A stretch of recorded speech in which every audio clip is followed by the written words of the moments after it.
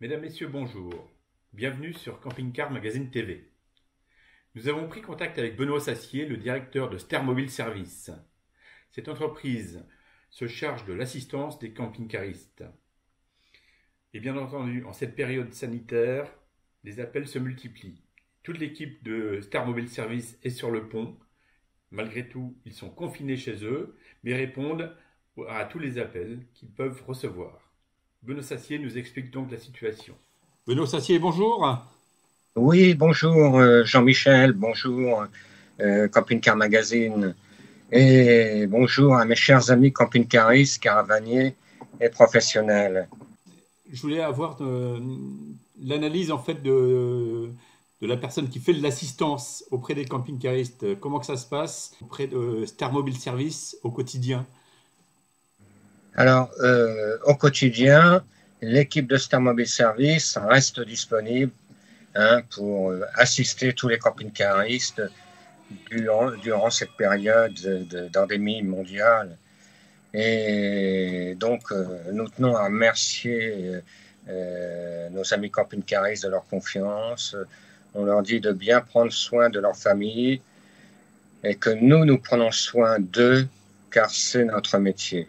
Dès le jeudi 13 mars, nous avons décidé, afin de protéger notre personnel, de poursuivre notre activité, mais en télétravail, depuis les domiciles de chacun. Et ainsi, de pouvoir continuer à servir tous les camping-caristes qui nous appelaient. Quelques jours après, les usines ont fermé parmi nos partenaires et on fermé également les standards et transféré les appels en cas de problème vers Stermobile Service. Voilà, pour répondre à ta question. D'accord. Et donc vous assistez malgré tout les personnes par téléphone alors? Oui. Et quel genre d'assistance est demandé dans ce contexte-là?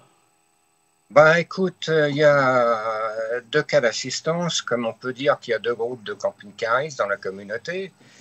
Il y a ceux pour qui rien n'a changé, et puis il y a ceux pour qui ça a changé, mais qui rencontrent des petits problèmes. Bon, alors les premiers pour qui n'a rien changé nous insultent fréquemment, comme quoi on ne sert à rien. Hein. Et puis bon, les autres qui sont très sympas, ils peuvent avoir un problème électrique, un problème, une pièce qui a lâché.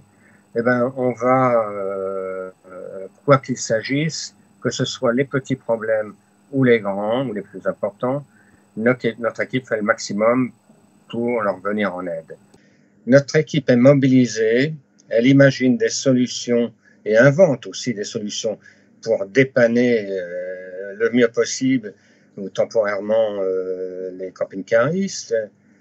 Comme la majorité des professionnels et concessionnaires et usines, équipementiers sont fermés, nous faisons appel à nos réseaux, à nos relations dans le secteur camping-car, parmi les professionnels, parce que certains, malgré que les concessions soient fermées, continuent à vivre dans les concessions, parce qu'ils y habitent, d'une part.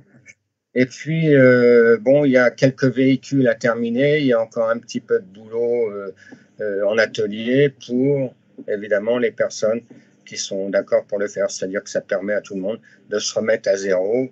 Et puis après, au fur et à mesure, on peut dire qu'aujourd'hui, 80% des concessions sont fermées. Mais il y a encore 20% de personnes qui travaillent dans les ateliers.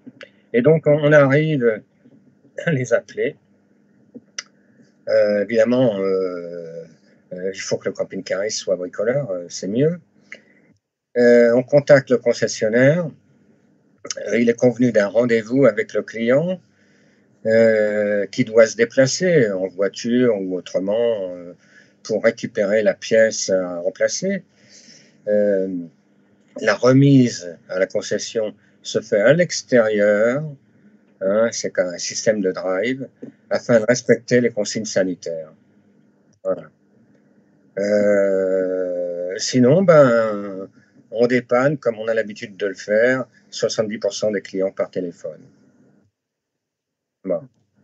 Alors tout le monde n'a pas compris ce qui se passait, donc certains nous disent c'est sous garantie, vous devez faire ça, il y a des lois, ici et ça, mais comme tu le sais, il y a beaucoup de lois qu'on a mis de côté, on est en urgence sanitaire.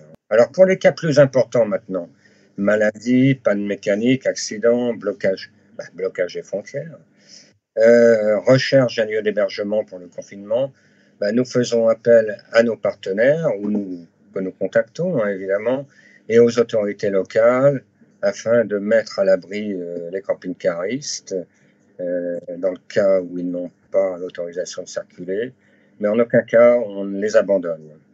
Nous comptons aussi beaucoup, comme nous le disons aux camping-caristes, sur la solidarité entre camping-caristes. C'est que quand quelqu'un a un petit souci, qu'il y a par exemple son cordon électrique est détérioré et tout, et que quelqu'un à côté en a deux, eh bien, c'est sympa si celui qui en a deux peut en prêter un. Hein. Les camping-caristes sont quelque part nos ambassadeurs. Quand l'un d'eux est en difficulté, il faut se mobiliser pour aider, prêter un outil, offrir un fusible, c'est quand même pas grand-chose. Il faut se montrer généreux. Nous savons aussi que de nombreux camping-caristes vivent à temps plein dans un camping-car. Nous ne les oublions pas et nous sommes disponibles pour eux comme nous le sommes pour toute la communauté des camping-caristes. Il n'y a pas d'exclusion, pas parce que voilà, chacun choisit sa manière de vivre. Alors pour en venir maintenant au Maroc et à l'Europe plus généralement, donc des centaines de camping-cars se sont trouvés bloqués au Maroc, enfin sont bloqués au Maroc en tout cas, mais ça a fait du bruit l'histoire de Ceuta, le site portuaire. Pour le Maroc, il est inutile de se rendre à l'enclave de Ceuta pour passer en Espagne, puisque de toute façon, on ne peut pas circuler en Espagne et la frontière est fermée. Et le roi du Maroc a fait stopper depuis jeudi 26 mars, c'est-à-dire depuis hier, les liaisons maritimes entre les ports de Sète et ceux de Tanger en raison de la crise sanitaire. Les vols à destination du Maroc sont interrompus également depuis l'aéroport de Montpellier, idem pour les départs du Maroc. Donc en fait, tous ceux qui sont là-bas, pour l'instant, ils vont rester.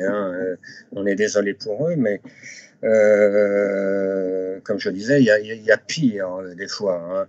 Vu ce qui se passe en France, on est peut-être mieux au Maroc qu'en France. Enfin bon, ça, je pourrais être critiqué sur mes propos. Il faut avoir une pensée, parce qu'il ne faut pas être égoïste dans des situations aussi terribles. Il faut avoir une pensée toute particulière pour les familles et les enfants bloqués dans leur voiture, parqués sur le site portuaire de Ceuta. Parce que ceux-là, ils n'ont pas la chance d'être en camping-car. Et alors, ils se sentent seuls, abandonnés de tous, sans aucune aide médicale et sans aucune information sur la durée d'immobilisation des car-ferries. Imaginez comme ils préféreraient être confinés à notre place dans un camping-car. Alors, pour les camping-caristes, les choses se sont un peu débloquées sur place puisque les autorités marocaines ont mis à la disposition des camping-caristes un vaste parking de 1000 places avec tous les services, médecins, infirmiers, commerces, toilettes, à proximité de Tanger. Bon, ils sont là, ils ne peuvent pas bouger. Donc, moi, je dirais, ne prenez aucun risque. Patientez aussi longtemps que sévira l'épidémie. Les lois d'hier ont été abrogées en raison de la crise sanitaire mondiale, parce que certains nous disent ils sont obligés de nous laisser traverser l'Espagne, il y a des lois européennes et tout. Il n'y a plus de lois. Si, il y a des nouvelles lois. Les lois d'hier, c'est fini pour le moment. Respectez les consignes de confinement et conformez-vous aux lois mises en place où que vous soyez. Pour les camping-caristes qui sont restés sur place au Maroc, parce qu'il y en a quand même un certain nombre, dans les campings, et ça, ils ne font pas beaucoup parler d'eux, restez-y. Inutile d'être contaminé à l'extérieur, c'est pas la peine de prendre des risques. Donc, je voulais dire que l'équipe de Star Mobile Service est disponible, aussi bien pour informer, pour assurer et pour aider. Il ne faut pas que les camping-caristes, il faut qu'ils évitent d'écouter les fausses nouvelles, les rumeurs, ceux qui savent tout, les mythos. Il faut rester zen, calme entre camping-caristes. Il est désormais interdit de circuler sur tout l'espace européen sauf dérogation pour les transports vitaux. Pour les camping-caristes bloqués en France maintenant, parce qu'on n'a pas parlé, et il y en a, vous pouvez rentrer à votre domicile si vous en avez un, hein, et uniquement à votre domicile, hein, j'insiste, en étant muni bien sûr de l'attestation gouvernementale, autorisation de déplacement. Continuons à veiller sur vous pour vous protéger. Et j'ai eu une idée là, il y a quelques instants. J'ai vu que beaucoup de particuliers, il y a environ 4000 particuliers qui ont mis à disposition un logement sur le site Airbnb. Tu as peut-être vu ça? Ouais. Et j'ai trouvé que c'était bien, hein, c'est pour le personnel soignant, hein, qui n'habite pas forcément à proximité. Et puis il y a eu beaucoup de volontaires qui sont déplacés à droite et à gauche. Et tu vois où je veux en venir.